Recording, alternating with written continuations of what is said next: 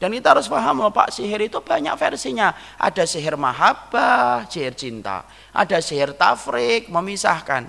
Makanya kalau ada seorang suami tiba-tiba bertengkar hebat tanpa alasan. Ataupun seorang suami tiba-tiba jijik melihat istrinya, atau seorang istri jijik melihat suaminya. Secara fundamental cepat ekstrim perubahannya itu salah satu sihir itu. Di situ kita paham Pak, hati-hati sama barang pribadi. Kenapa? Karena sesungguhnya barang pribadi itu merupakan salah satu bukhul yang bisa mengikat kehidupan korban dengan apa yang akan dilancarkan oleh setan. Sama dengan ibu-ibu.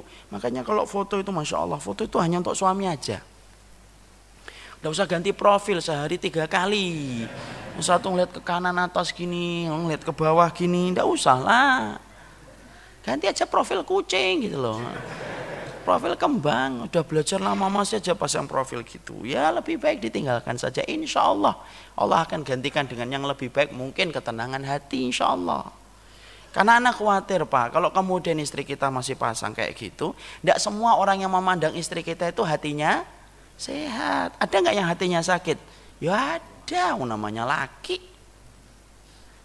Ridho nggak kita kemudian apabila kemudian disimpan sama laki-laki yang punya hasad di hatinya, kemudian disimpan dimasukkan ke handphone dia. Padahal siapa dia? Tidak apa-apa dari istri kita. Makanya kalau orang sudah paham, tolonglah tahan untuk tidak menahan itu. Kecuali kemudian orang yang belum paham, kita harus sabar menyampaikan dengan cara yang ma'ruf. Tapi disitulah kita paham, barang pribadi itu bisa menjadi sebab ikatan antara sihir dengan korbannya. Iya.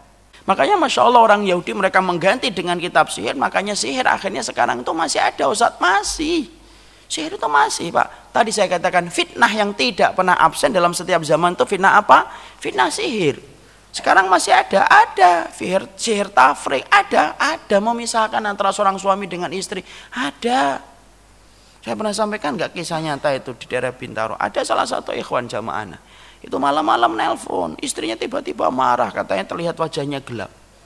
Nelpon saya, di ujung telepon pun saya kedengeran suara istrinya lagi marah-marah. Saya bilang, "Akhi antum punya murotal nggak?" "Punya Ustaz." "Coba dihidupin." Dihidupin marah-marah itu istrinya. Matikan itu, matikan. Kalau enggak saya banting itu. Itu terdengar sampai di Bekasi itu. Karena saya pakai telepon. Ya, banting aja itu, banting itu. Tak banting nanti pokoknya. Akhirnya kemudian pelanin akhi, pelanin. Antum ada radio ada, setel itu musik itu. Setel ya, cari kemudian frekuensi yang kemudian ada musiknya. Tahu musiknya keras, tapi kemudian tidak marah. Saya kemudian bilang, oh ini insya Allah ini kelihatannya ada tanda-tanda sihir. Kalau memang paling baik itu meruqyah diri sendiri, itu yang paling baik. Tapi ini perempuan, dia nggak ngerti. Akhirnya Pak, saya kasihkan nama karena tidak semua orang itu punya kemampuan untuk meruqyah. Harus pengalaman, harus ngerti bagaimana syar'inya meruqyah dan yang lainnya. Saya kasihkan nama salah satu tukang ruqyah, salah satu ikhwan yang bisa ngeruqyah dan istrinya itu kemudian bisa ngeruqyah. Karena ini perempuan, ya kemudian kita serahkan. Beberapa hari kemudian saya telepon kembali dan betul kemasukan jin. Dan ternyata kemudian jin itu salah satunya ketika meruqyah itu ketahuan bahwasanya itu jin kiriman dari salah seorang yang kemudian senang sama istrinya. Ada kayak gitu. Jadi akhirnya itulah yang menjadikan kita paham. Kenapa sih kita suruh banyak dzikir di waktu malam akhi? Coba lihat ritualnya dzikir di waktu malam itu jauh lebih banyak daripada dzikir antum ketika di waktu tidur siang kan? Antum kalau tidur siang cuma baca bismillah cukup. Tapi kalau malam, baca Al-Ikhlas, Al-Falaq, Anas, wudu, menghadap ke kanan, mukul-mukulkan tempat tidur.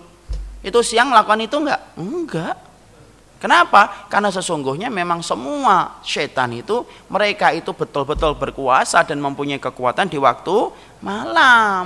Makanya di dalam 102 itu sampai Allah nyampaikan apa? Ma yufarriqu nabihi bainal war'i wa zauji. Sampai kemudian disebutkan oleh Allah bahkan mampu memisahkan antara suami dengan istri. Itu salah satunya. Sampai memisahkan, namanya sihir apa ini? Sihir tafrik itu namanya. Belum lagi sihir mahabbah. Kalau tafrik aja bisa, apalagi mahabbah. Kenapa? Menjadikan orang itu senang itu lebih mudah daripada memisahkan. Makanya kemudian kalau tiba-tiba ada akhwat gitu terus tiba-tiba berubah drastis, kemudian diomongin susah, asalnya dulu tidak suka sama laki-laki ini tiba-tiba suka banget dan itu sudah tidak wajar senengnya, itu salah satu di antara tanda-tanda sihir.